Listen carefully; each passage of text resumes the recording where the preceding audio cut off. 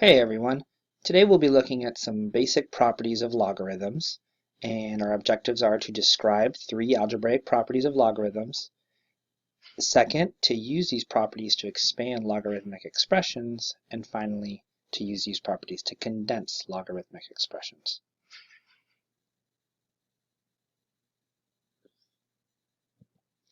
So here are some three algebraic properties. So let b be bigger than 0 and not equal to 1, essentially b is a base, and let n be a real number. Then for all positive u and v are going to be the arguments of our logarithmic functions we have, what's known as the product property, that log base b of u and v is the same as log base b of u plus log base b of v. That is that multiplication goes to addition over logarithms. The second one is the quotient property, that log base b of u divided by v is the same as log base b of u minus log base b of v. That's the fact that division goes into subtraction. And last but not least, it's the power property, that log base b of u to the n is the same as n times log base b of u, essentially that the exponent that was on the u can come down in front and turn into multiplication. So let's expand a logarithmic expression here. In our first example, we're just being asked to write log of 75 in terms of log of 3 and log of 5. So we could do that if we can write 75 as a product of 3 and 5, and we can. 75 is the same as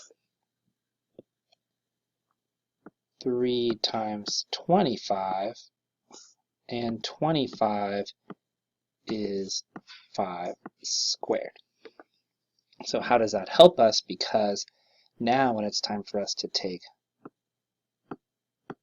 log of 75, which we could write as log of 3 times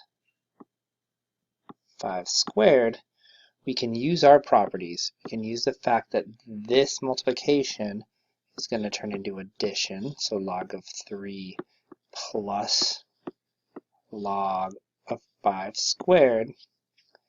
And then second, that the square can come down in front. Remember the third property where powers can come down in front?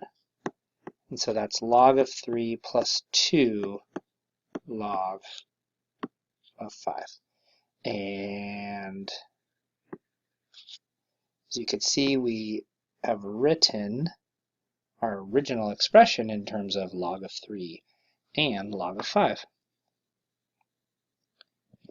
Most of the time when this is done, it's done with variable expressions. One example is in calculus when it's time to differentiate logarithmic functions. It's much easier if they've been expanded.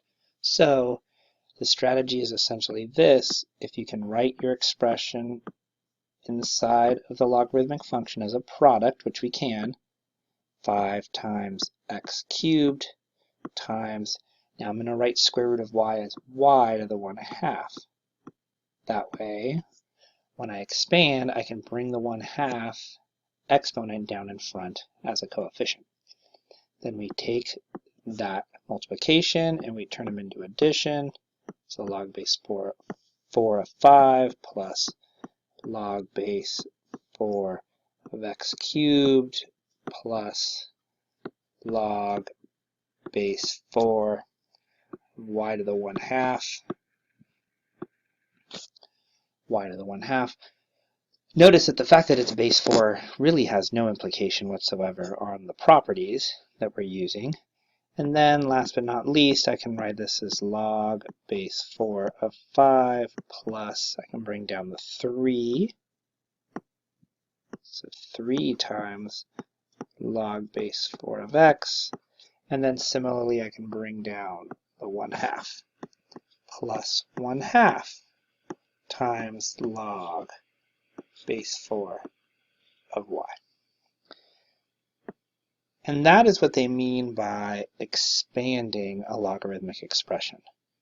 So there's only multiplication and inside every single, there's only multiplication and addition, and inside every single logarithmic function there's just a single variable or a single coefficient.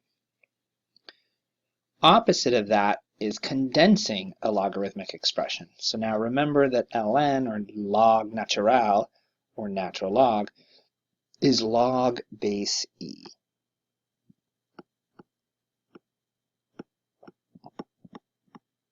Again, in this case, that's not going to come into play because the properties apply as long as each of the logarithmic functions have the same base.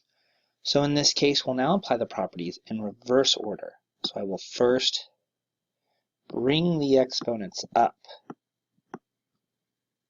and turn this into ln of x plus 4 squared, and then minus ln of x to the 1/3, which we know x to the 1/3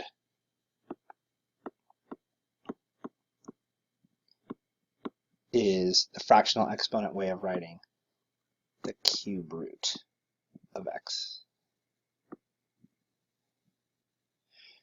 So then we use our property, that subtraction right here turns into division, and this becomes one large logarithmic expression, ln of the x plus 4 squared, which is in the numerator, and then that cube root of x, which appears in the denominator.